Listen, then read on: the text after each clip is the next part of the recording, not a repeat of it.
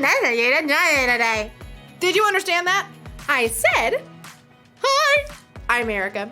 How nice of you to join me today. This is such a fun game to play, and it's really funny. Here's the rules. You put this thing in your mouth. And then you say things and he knows how to guess what you say. People have to guess what you say. You try it. Today, you're talking about responsibility. So you can be trusted with what is expected of you. Did you get that?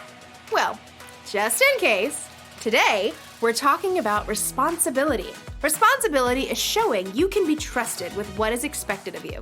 I think, you think, we all think, Hazy, lazy, what are you? Hazy, lazy, had no hair. Hazy, lazy, I'm gonna clear up. Wow! It's really hard to communicate with that thing in your mouth. Could you understand anything I was saying? I never realized how important my words were until I had them taken away from me. Today's Bible story is all about how important words are and how we should use them.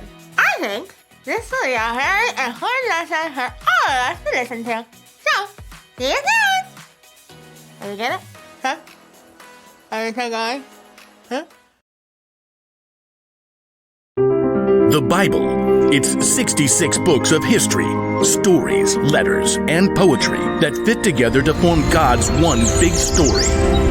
The epic adventure of how He created us and loves us so much that He made a way to rescue us.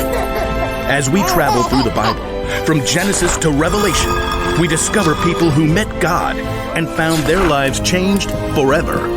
Now, for an amazing story, inspired by the book of Ephesians, chapter 4, verse 29. There's an old saying you might have heard before. Sticks and stones may break my bones, but words will never hurt me. Yeah, on the surface, that makes sense. I mean, you drop a heavy rock on my leg, I might end up with a big cast. But you yell at me, and I don't even get a scratch, right? Well, it's a little more complicated than that, as we're about to discover in a letter from the Apostle Paul to the church in Ephesus. Let's see. What are the most important things they need to know? Paul had spent years teaching the church in Ephesus, but now he was in prison.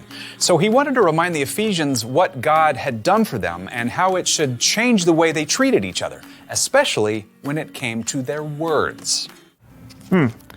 Don't let any evil talk come out of your mouths. Say only what will help to build others up and meet their needs. Then what you say will help those who listen. Your words are strong and powerful. They can make an incredible impact on the people around you, whether that's for good or not. Let's imagine what it might look like if we could actually see our words. You totally rocked it on the field today. Aw, now those words were like a nice pat on the back. Words can be incredibly encouraging. Hey, I know you've been feeling kind of sad. I'm always here if you need someone to listen. That was comforting. Just like a cozy blanket and warm cocoa. But we don't always use our wordy superpowers for good. Wow, did you even look in the mirror this morning? Ouch. Oh, that burned. Things are getting messy here. And if you get really angry, well, that's when your words can be real zingers. You are so mean. I wish you weren't my brother. Ooh. Thoughtless words can shatter someone, break apart relationships. We all make mistakes with our words sometimes.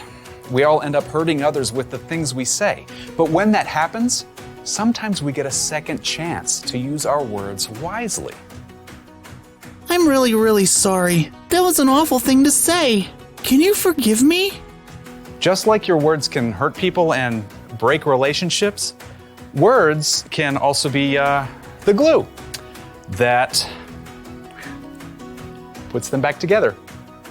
Your words can actually bring healing. Think about it.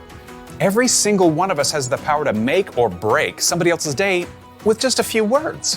Whether you write it, speak it, type it, or shape it, your words are an incredible tool.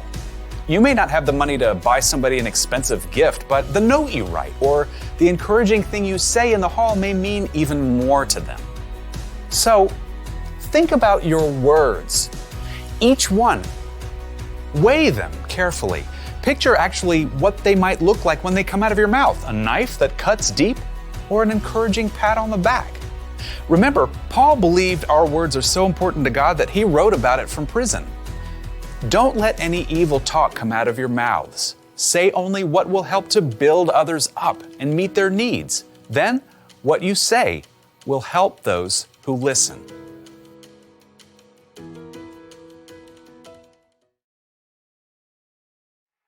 Sticks and stones and wood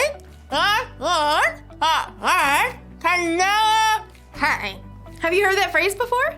Oh, I said, sticks and stones may break my bones, but words can never hurt me. Do you think that's true? I mean, I guess a word is never going to actually break an arm or a leg, but can someone's words hurt you? I think so. How about this? Have you ever hurt somebody else with your words? I have. Why do we do that? If we follow Jesus, it's our responsibility to use our words wisely. The Apostle Paul wrote, "Don't let any evil talk come out of your mouths. Say only what will help to build others up and meet their needs. Then what you say will help those who listen." Our words should be helpful. We should use them to encourage people. You're doing such a great job. I'm so proud of you. We should use words to comfort. It's going to be okay. When life gives you lemons, make lemonade. And you should definitely use your words without this thing. It's not always easy to control what you say, but a good place to start is to try and think before you speak. Think. Are these words helpful or hurtful? Do they build up or tear down? Take a few seconds, especially if you're mad or upset, to think before you say words that hurt. Here's the rule for life to remember today. Use your words wisely. Simple to say, not so simple to do. You're going to need God's help for sure. So, to sum up, Sticks and stones and break lions. but words may also hurt. Hi, honey. Here you go. Are you get it? Huh?